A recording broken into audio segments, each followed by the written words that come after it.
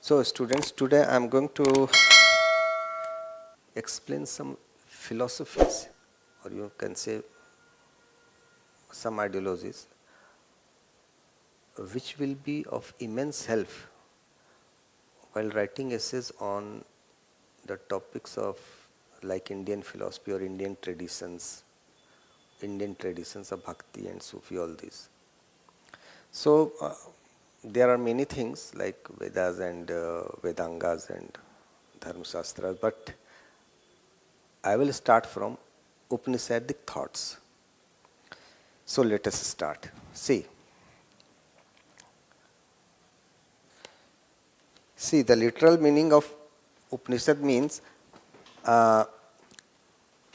sitting near a teacher, and this is also Vedanta, means end of Vedas, means Vedas end here. This is a class of this is a category of Shruti. Shruti means heard, not made by man.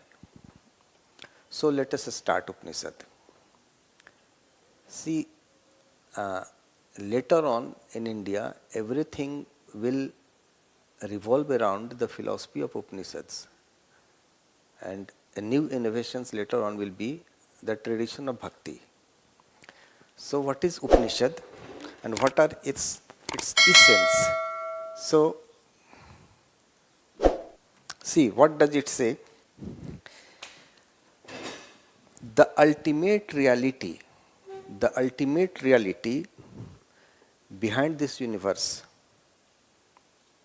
which will persist even after the destruction of this universe, is called Brahma. Number one philosophy is what? Brahma. Number second,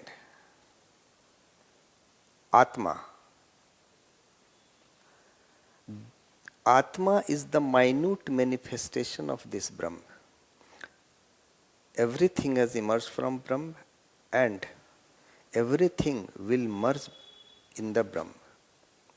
So, after the death of the body, this Atma will merge with the Brahma. And once this Atma merges with the Brahma, there will be no rebirth. Man will be free from rebirth, or you can say the cycle of birth and death. This is called salvation or moksha. But further this theory says that but Atma fails to merge with the Brahma. That is why rebirth. Why Atma fails to merge with the Brahma? It is because whatever action a man or a person performs in this life, he has to undergo or he has to bear its consequences in the next birth or in the next life. Means theory of karma is associated with Upanishadic thought. Theory of karma. What it says, that whatever action a man performs in this life, he has to bear its consequences in the next life. Now the question, that is why Atma fails to merge with the Brahma. Whatever action, whether it good or bad, whatever you have done, you will have to bear its consequences in the next birth. So the question is, after the death, this body is destroyed. So what goes to the next birth? What goes of this life to the next birth? So again, a new theory, a new point is transmigration of soul. Means this is soul which transmigrates from previous birth to next birth, or from this birth to next birth. Transmigration of soul takes place. So now the question arises, how to be free from this cycle of birth and death? See, whatever action a man performs in this life, he has to bear its consequences. So action is performed under the stress of desire. This means you have to stop your desires from entering into your mind. Once desires fail to enter into your mind, your soul will be merged with the Brahm, and that is moksha or salvation. See, one thing I would like to tell you, this Brahm, what is Brahm? In the 9th century, it was Sankaracharya who gave another word for this Brahm, that is Paramatma. Means, Paramatma. So what we see, that the entire philosophy of Upanishad revolves around the concept of Atma and Paramatma and its relation with each other, and also its relation with the universe, because everything is the manifestation of Brahma. Whatever we see here is everything from minutest to the biggest. It is the manifestation of the Brahma. So, 4 points. Atma and Paramatma. Atma is the minute manifestation of Brahma. After the destruction of body, Atma will not be destroyed. It will persist through eternity. And what is Paramatma?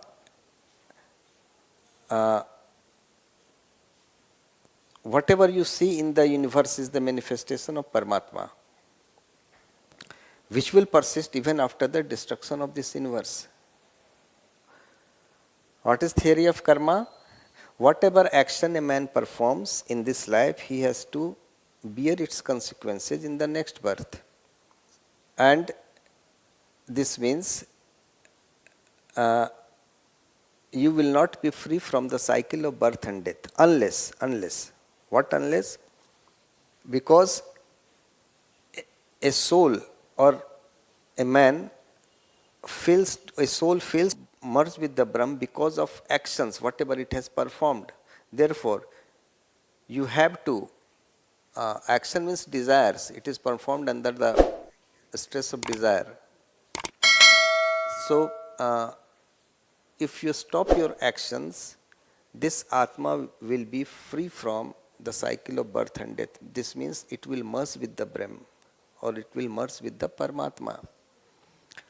So, what went from this birth to next birth? So, another theory was given that this was transmigration of soul. Means it is the soul which transmigrates from this birth to the next birth, or from previous birth to the next birth. Now see,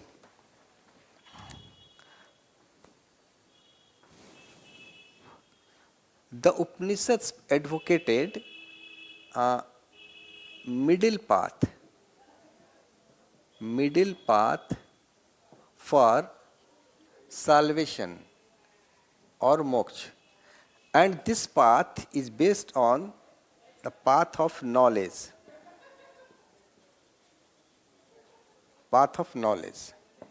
What is the middle path? Middle path means to realize the Brahm. To realize the Brahm, you are not required to leave the world. Be with your family, live in this world, and try to stop desires entering into mind with the slow process of meditation.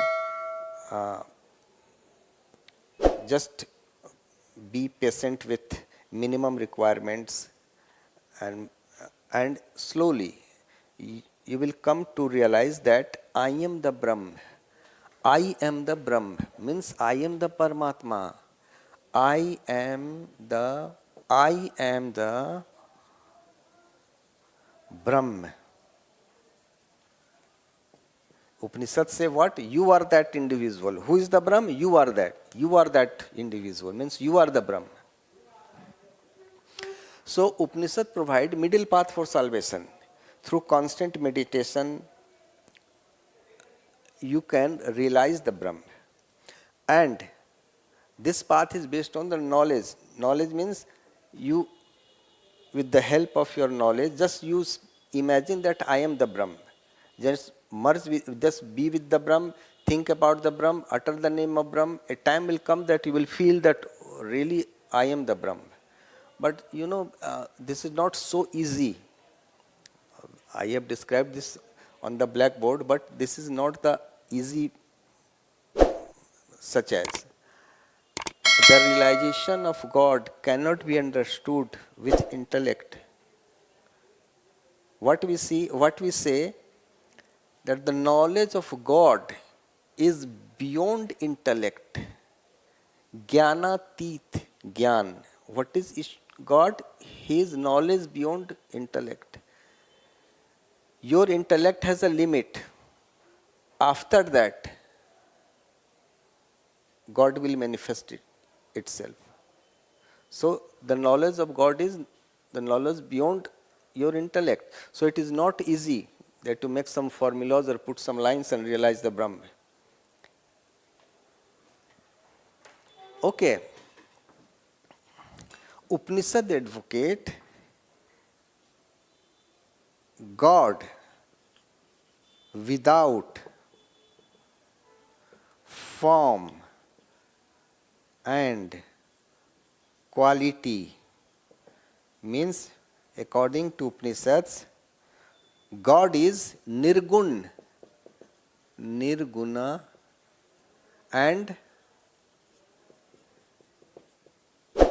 Nirakar. God without form and without quality means God is Nirgun and Nirakar. It has no form, no quality. Opposite to it will come Sagun Sakar, which will come later on. So this is basically highly complicated philosophy. It cannot be understood by a common man. It is meant for the philosophers. It is meant for the highly literate person with clear-cut mind, with deep thoughts. So that's why Upanishadic thoughts did not get much popularity among the masses of Indian population. So after some time, when these Upanishads were created, see, altogether we have 108 Upanishads, but basically this Vrihad Aranyak Upanishad and Chandogya Upanishads, they are thought to be earlier Upanishads. And the period of Upanishads ranges from 1000 BC to 600 BC. And after that, also some Upanishads were created. So this was the Upanishad which advocates the form of God, that is, God is without form and without quality, that is Nirgun Nirakar. And it is meant for the literate people. Now after some time, the philosophy of Gita came into being. Okay, here a new God, Krishna, came, and this came as a CLO. See, this came as a cloud burst. This came as a cloud burst in which everything was submerged. The Krishna cult became most popular in Indian society. worshipped by the most common man, male, female, child, everything, everyone. So we consider Krishna cult as a cloudburst in Indian religious system. What is Gita? What does it say? What is the philosophy? See, in one line, I can say, or we can say, Gita is a simplified version of Upanishadic thoughts. Because Upanishadic thoughts are highly intricate, they cannot be understood by common man. Therefore, Gita came, and Gita talks about God with form and quality. God with form and quality means Sagun Sakar. It lays emphasis on the worship of Sagun Sakar God, means God with form and quality. What Krishna says, I am the God, and I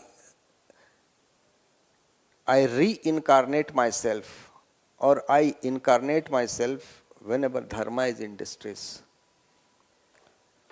So this means God will incarnate himself from time to time whenever there is dharma in distress.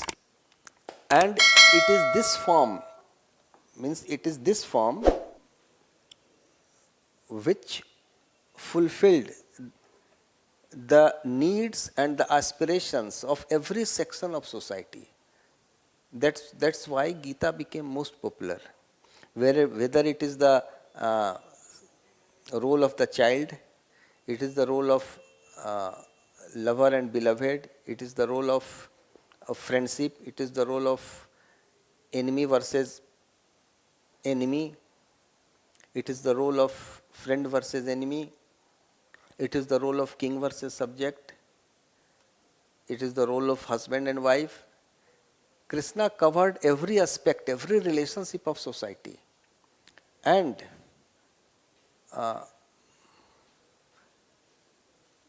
high quality, or you can say high amount of sweetness was dissolved in the philosophy of Krishna. He dissolved a sweetness in every possible relationships. That's why he became most popular God. What is the philosophy of Gita?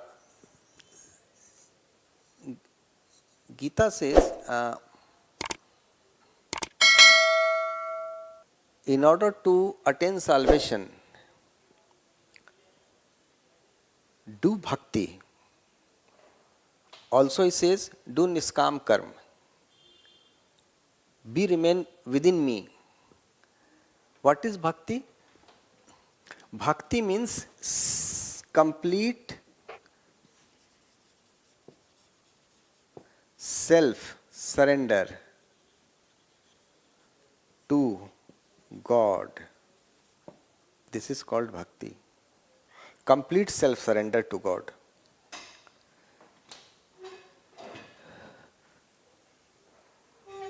Krishna says, I am the doer, I am the receiver. Everything, whatever you see, everything I perform. So, if you wish to salvate yourself, just only one demand Krishna makes. What? Just surrender yourself to me. Surrender yourself to God. Only one condition. Nothing else.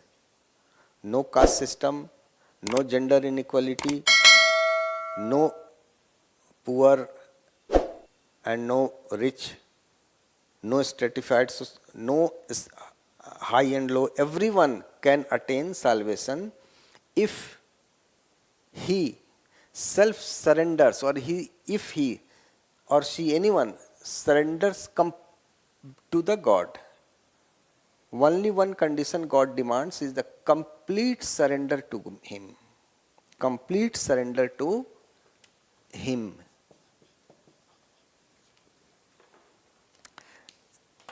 Just I will try to explain you with some example. With some examples. You have seen in the Mahabharata serial that when Dushasan was trying to uncloth Draupadi,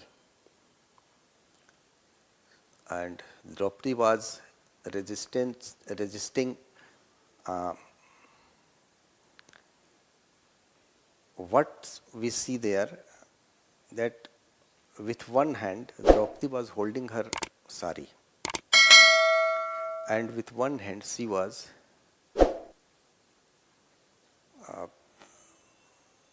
requesting the god to come and protect her honor. But God did not come. But God did not come. Why? Because till she is she is trying to protect herself with her own effort by putting a hand on the sari. This means she believes in her effort. This is not complete self-surrender. The moment when she thought that now I am not be able to protect my honor, she suddenly raises both her hands. Now this is the complete self-surrender. The moment she surrenders completely to the God, within no seconds, Krishna emerged and protected her. This is complete self-surrender. So, what Krishna says, I will give salvation, or everyone can attain salvation if he surrenders completely to me. This is very easy. So everyone can make complete self-surrender. There is no need to go to the jungle, go to the forest and meditate and do many things, or to train yourself. No. Be within your family, utter the name of Krishna and remain with the Krishna. So, this will lead to complete surrender by then, slowly and slowly. So, that's why we say this was a cloudburst in Indian religious system. Krishna emerged. And Krishna says that I will reincarnate from time to time when there is the dharma and distress. Means you can, if you are in distress, if you are in misery, if you are oppressed, you can find hope in the name of Krishna or in the name of any other, that Krishna will reincarnate himself. Or one day the God will come. He emerged as a savior. He emerged as a savior. So that's why the Krishna cult became the most popular. And again, this Sagun Sakar means the God with form and quality. This Sagun Sakar form can be understood by everyone. It doesn't need high philosophy or deep philosophy. So, just remember one incident of Mahabharata. When Krishna was preaching Arjuna about the truth or about the reality, and he was putting more and more questions before Krishna, then even then he was into some dilemma that no, he is not the God. Arjuna was a simple man, simple ordinary man. He did not understand that really he is the God. Then Krishna had to show his a real, all-pervading face or body, that see everything is, entire universe is revolving in my mouth. I am the Brahma. But what about the philosophical men? There was Bhishma Pitama, there was Dronacharya. They already knew that Krishna was a god. That's why they were confident that Duryodhan will be finally defeated, because God is with Pandavas.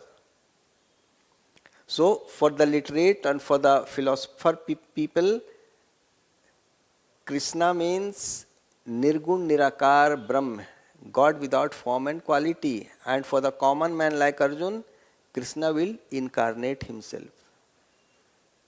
Okay? So, how will you worship? This is the personal, he became the personal God. How will you worship? You will worship, how you will worship a Sagun Sakar, God with form and quality, with an idol. That's why idol worship became popular with Krishna cult. This is the tradition of bhakti. And see, now just compare the philosophy of Gita with Upanishadic thoughts. Upanishadic thoughts revolve around the concept of Atma and Paramatma, and for them Paramatma was invisible. He was not to be understood with intellect. And in Gita, here the God is with form and quality. If you worship Him, you can see Him. He can talk to you. He can live with you. Why? That's why bhakti is also called mysticism. Mysticism. Mysticism. Meera said, Krishna is eating with me, Krishna is dancing with me, Krishna is living with me. But he is not visible to other members of the family. It is the personal union with God, personal union of God with his devotee. That's why idol worship became popular in Indian tradition. But it was not possible with the Upanishadic thoughts. Now, let me explain these things to you with some poetry or most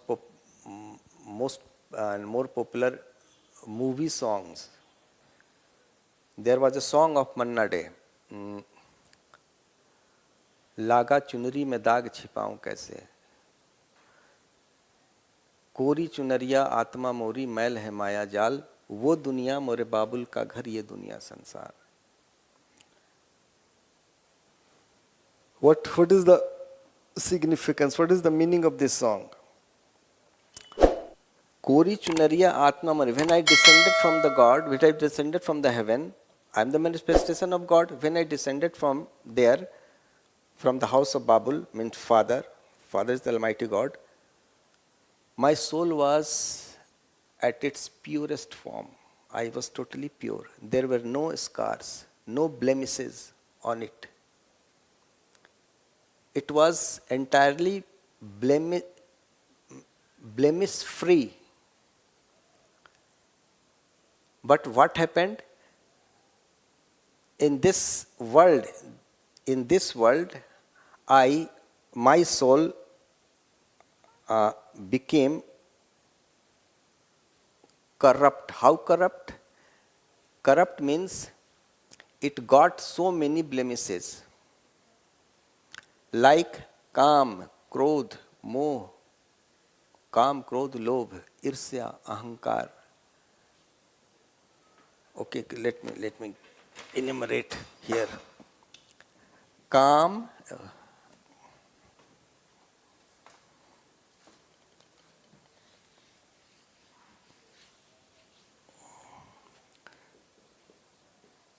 काम, क्रोध, लोभ,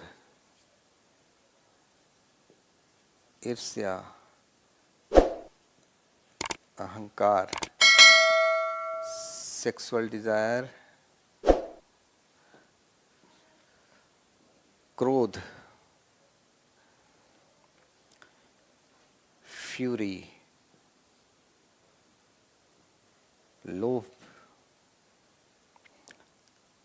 longing.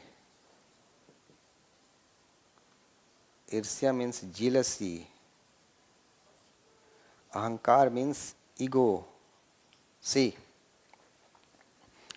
काम, क्रोध, लोभ, ईर्ष्या, अहंकार. Sexual desires, fury, and love means longings. Irsya means jealousy. Ahankar means ego. These are the blemishes on trying to say कि when you gazed at me, when you saw me, when I saw you and you gazed at me, my every outward manifestation vanished. I knew the reality of God. I came to know the real truth. Again, see, bhakti means self-surrender, okay? And it has nothing to do with the outward expression of religious behavior. Here, what we find that fidelity and infidelity are leading to the same God.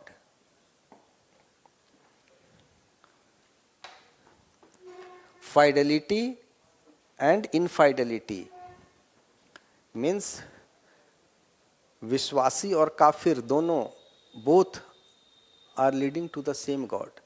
What does this signify? Ram and Rahim are same. There is a very good ghazal of this singer yaar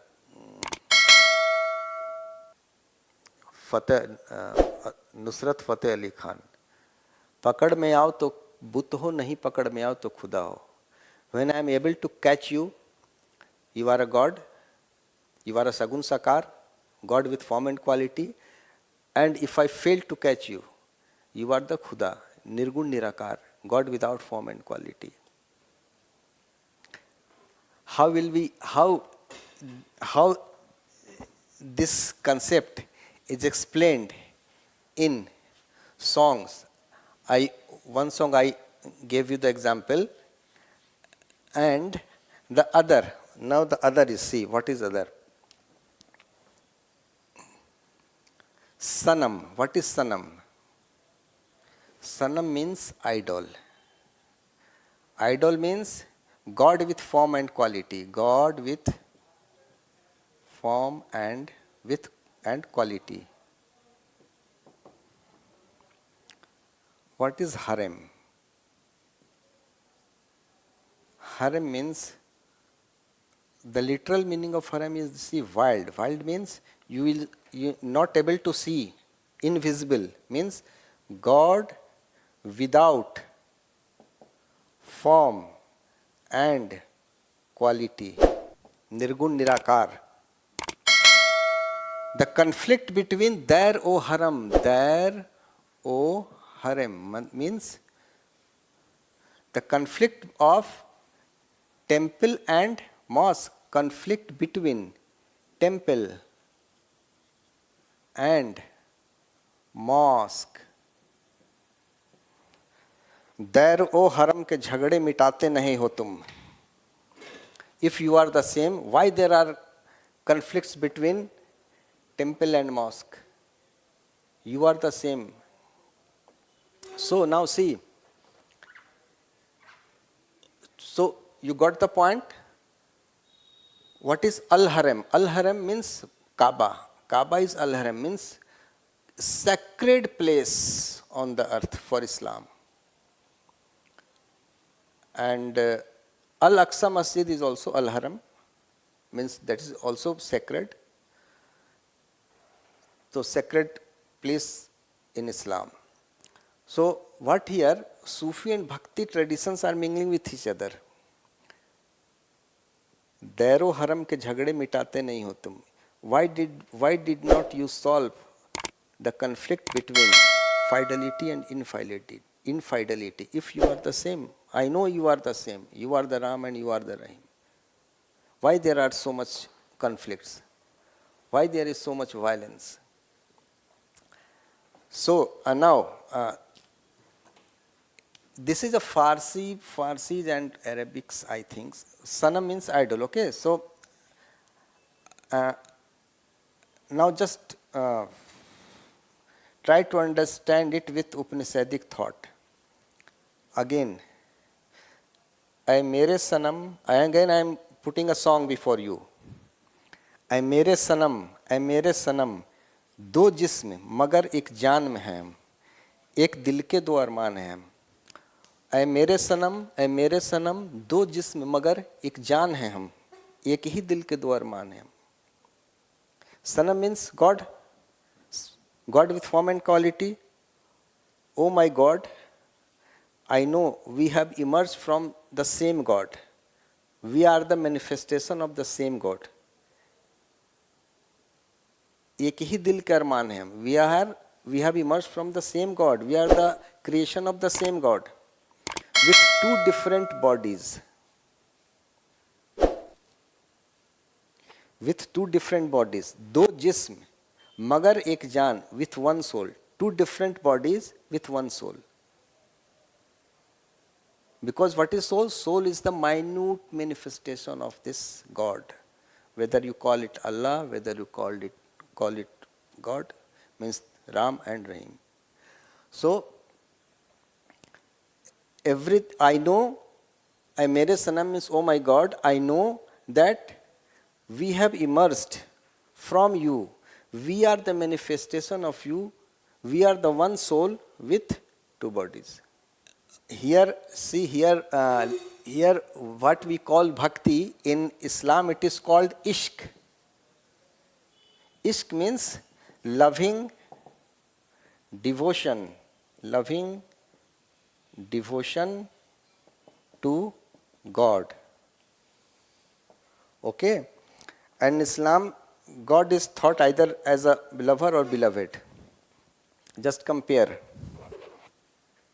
And I don't remember right now any song or Qawwali. See, I will make another video on this Bhakti and Sufi traditions, and a very remarkable thing was observed, that was architectural pattern. We in history analyze it in the form of a socio-economic context. So this was a feudal era. So you will find along with Bhakti and Sufi, architectural forms, various types of architectural forms emerged.